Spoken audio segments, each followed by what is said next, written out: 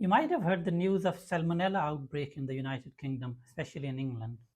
So in this video, we'll talk about what has happened, what is the official news, and what we need to do to protect ourselves.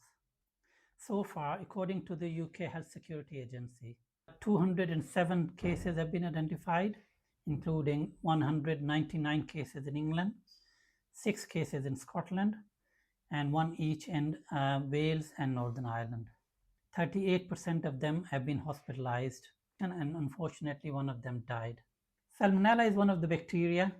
It has many types, and one of the types is Salmonella typhi, which causes typhoid fever. But in this case, the organism which has been involved in this outbreak is Salmonella enteridis. So usually, it only causes diarrhea, nausea, vomiting, stomach cramps. But in some cases, patients can get severe symptoms as well, especially young children, elderly, and some patients who have low immunity or immunocompromised patients. Out of all these cases, 83% of the cases who were interviewed mentioned that they ate outside within the week leading to this infection, mentioned that they've eaten something which contains eggs. So that's an indication that eggs may be involved in this outbreak.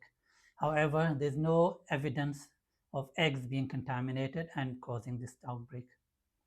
The genotyping or genomic results have also shown that this bacteria is linked to the previous outbreak in 2025, where the reason found or the source was found to be the eggs which were imported from outside, not national supply of eggs.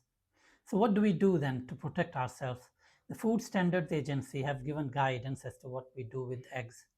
First of all, always buy eggs from credible sources. Secondly, always wash eggs before consuming.